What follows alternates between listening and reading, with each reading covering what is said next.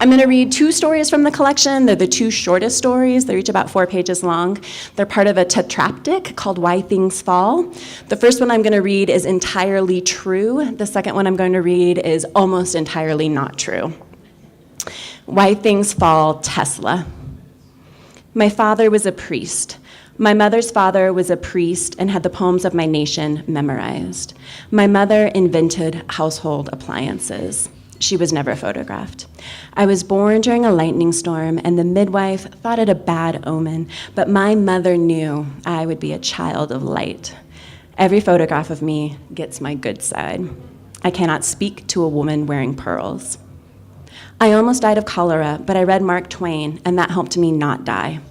We later became friends, and my high-frequency oscillator, what made small earthquakes, frightened him.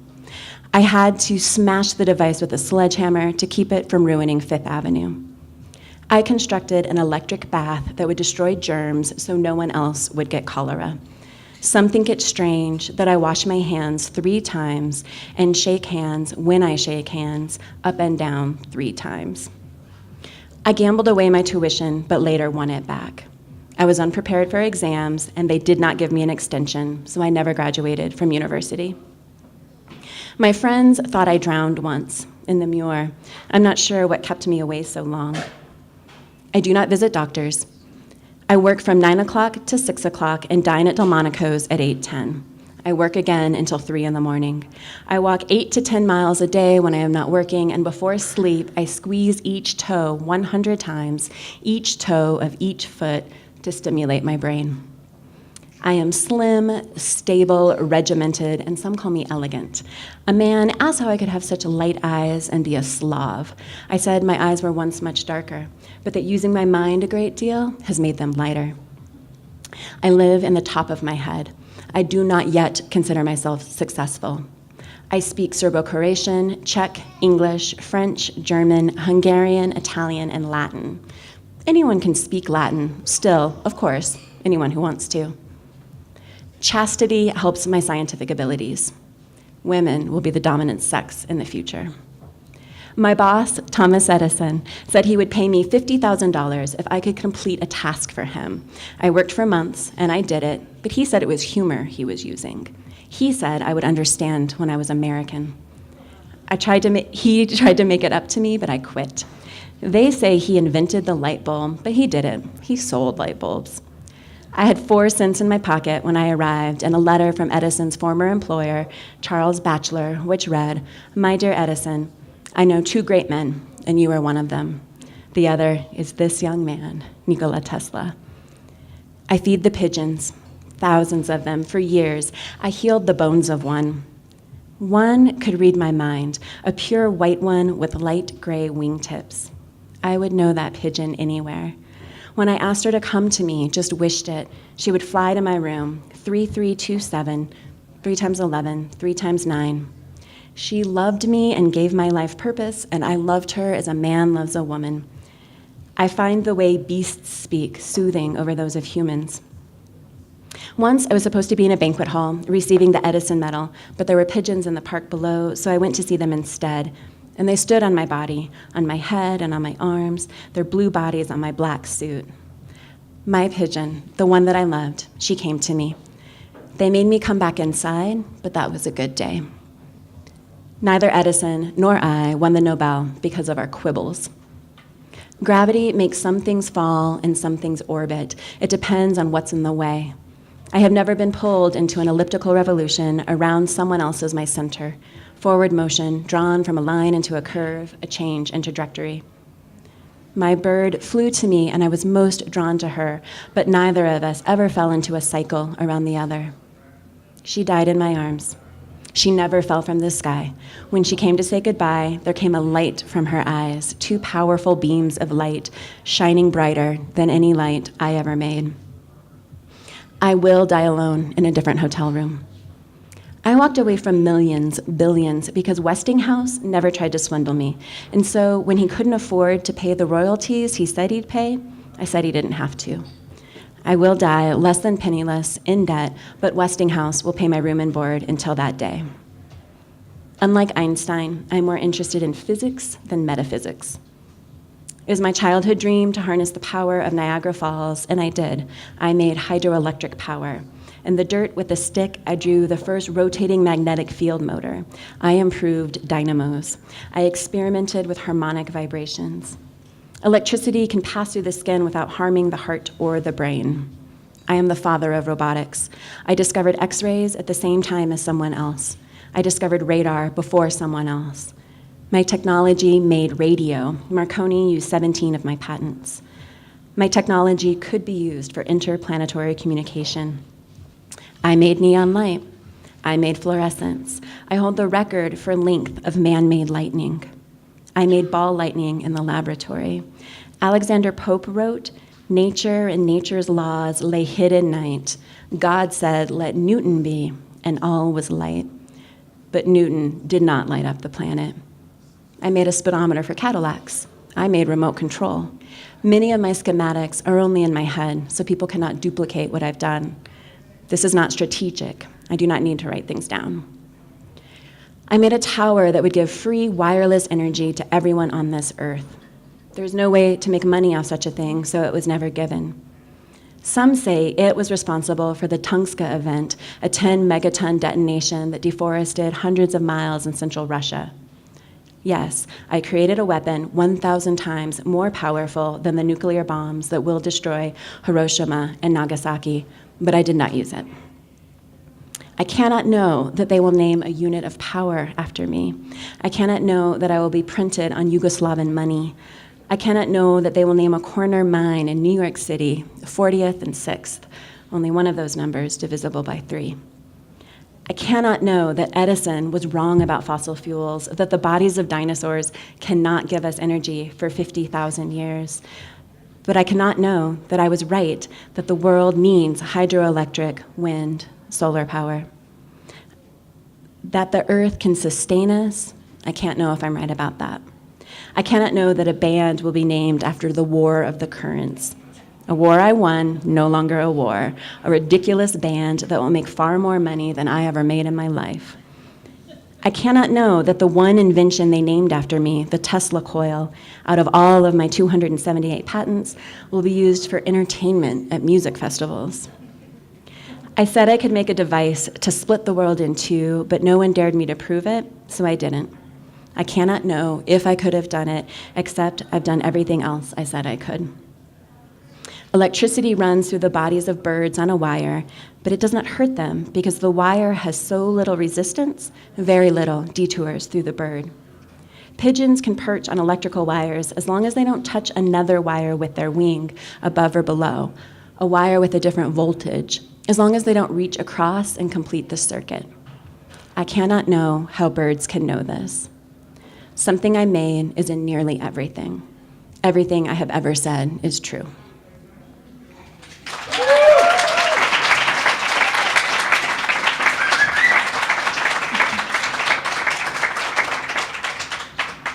I love the Narrow Chimney custom of clapping after every poem or every story. It's always pleasant. Other places don't do that. It's nice that you all do.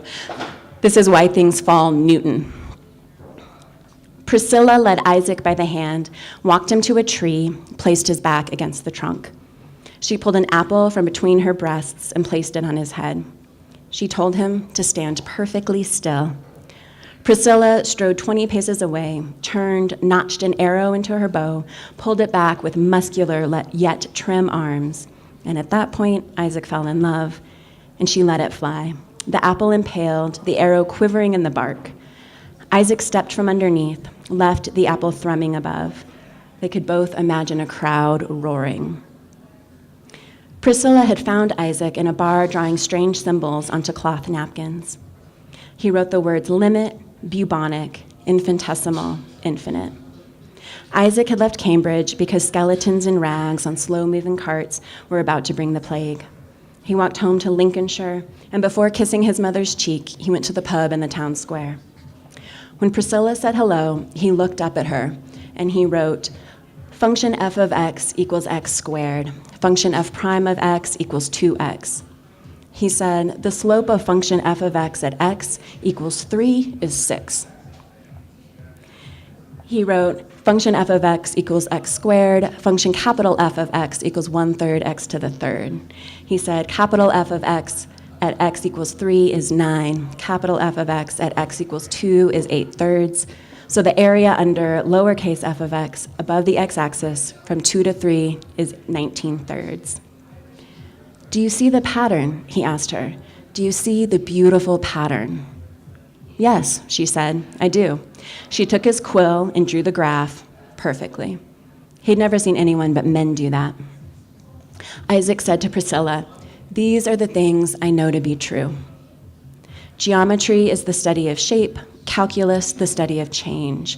White light is the combination of all the colors of the rainbow. Every object persists in its state of rest or uniform motion in a straight line unless it is compelled to change that state by forces impressed upon it.